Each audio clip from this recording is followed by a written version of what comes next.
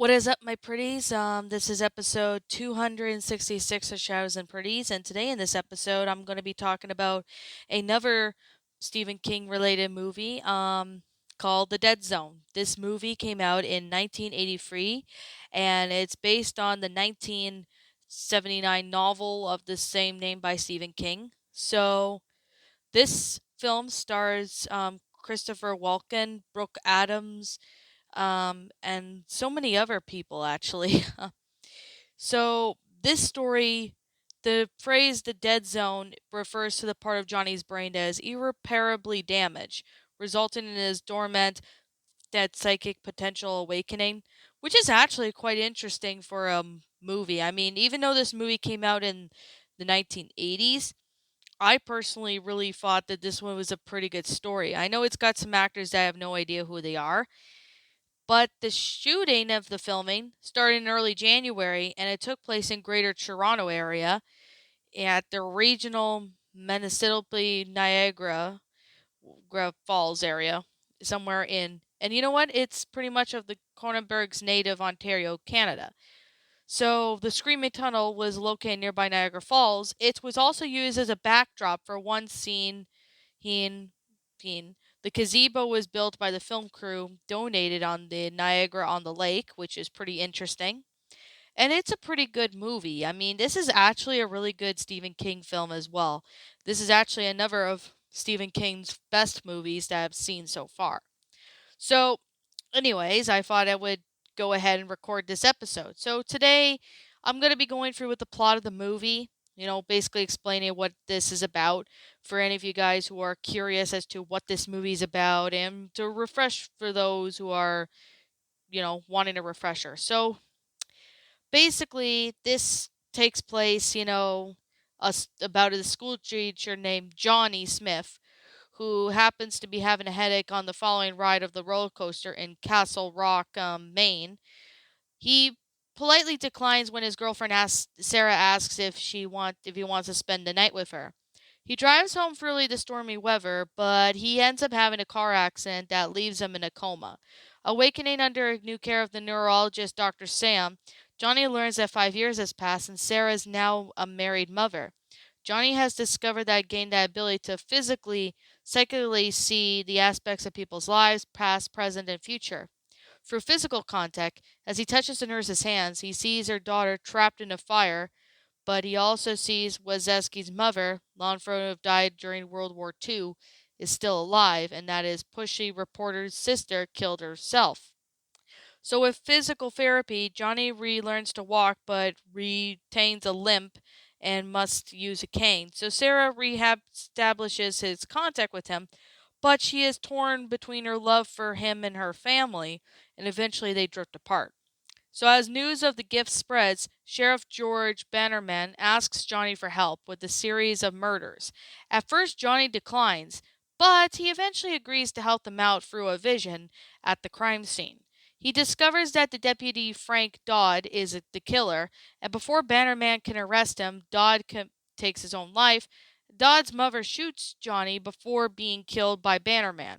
So Johnny moves to a different town and lives in a more isolated life as he grows physically weaker due to his psychic abilities. Despite Wazowski's concerns, Johnny refuses further treatment as he tutors children working from home. A wealthy Roger Stewart hires Johnny to tutor his son Chris. Though Stewart, Johnny meets Greg Stilson, who is a super financially charismatic third party candidate for the U.S. Senate, whom Sarah and her husband, Walt, volunteer, and while Stewart warns Johnny that Stilson is dangerous, Johnny receives a vision of Chris and two other boys drowning in a local pond during an ice hockey game. So while he implores Stewart to change his plans, but he refuses and fires Johnny. Chris, however, stays home and lives while the two other boys drown. Johnny realizes that he has the dead zone in his visions, where the future is changeable. A potential rally, Johnny Nee shakes Stilson's hand as a vision of Stilson as president, along with a preemptive nuclear strike on the USSR. So Johnny seeks out the whiskey's advice, was asks advice, and asking for assistance if he could have killed, well, Adolf Hitler, if he had the chance. So knowing beforehand heuristics that he would commit, the horrible man, Wazaski implies that he would have no choice but to kill him. Johnny leaves Sarah a letter telling her that what he was about to do, and it will cost him his life, but it is a worthwhile sacrifice. So Sarah and her family tend to rally for Stilson. Johnny also sneaks in with the rifle and shoots Stilson but misses, ensuring the commotion. Stilson grabs Sarah's baby and holds him as a human shield, which the photographer captures it on film.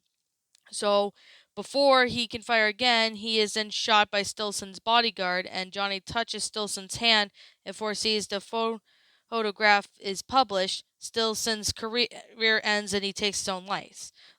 Thus, adverting to the nuclear attack, Johnny lies dying as Sarah embraces him and tells him that she loves him, and that the movie ends.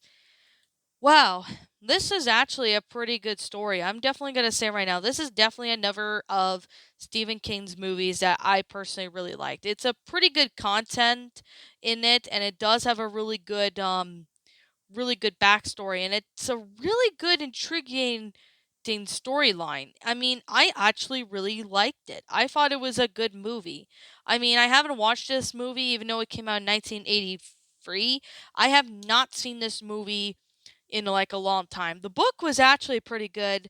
I did remember reading the book, but that was like a long time ago actually. I remember reading the book, and the book is actually pretty neat and well done. I personally really enjoyed it. I thought it was a great book, and the movie on the other hand was another good one. So, I definitely got to say it's a pretty good movie. I personally really enjoyed this.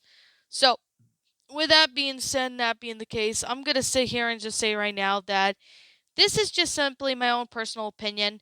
And yeah, I personally really thought that the filming was good. I mean, it was awesome that it was shot in Canada.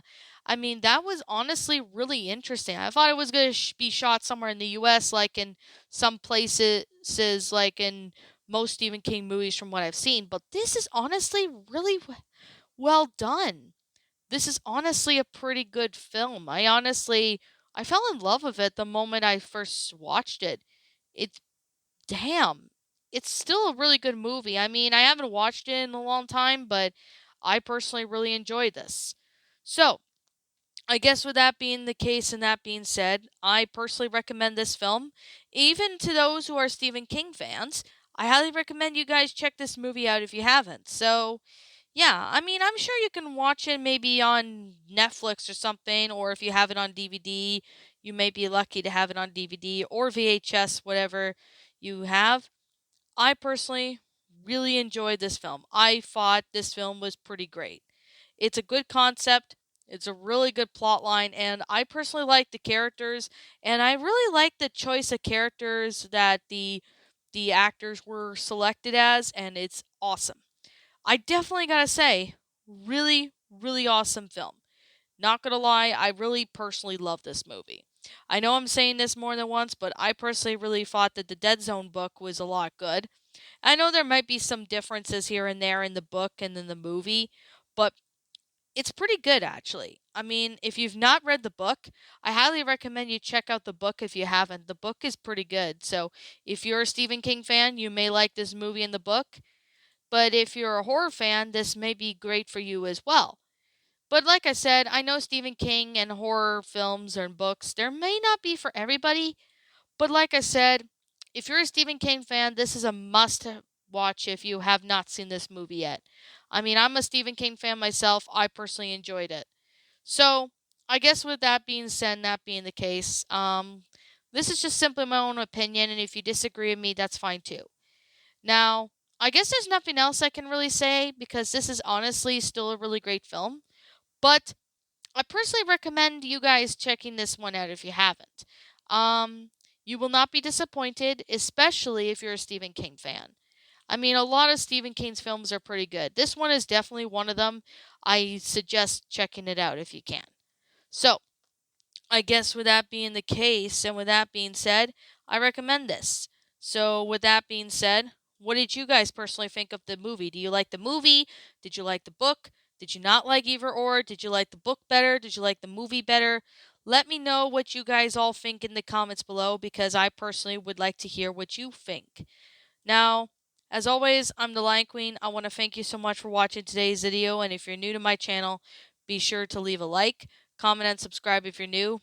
Ring the bell for notifications to when I upload, so that way you guys will not miss an upload. And as always, if you're new to my channel, be sure to, subscribe to this one. If you're interested in following my DeviantArt page, link to that will be in the About page section of my channel.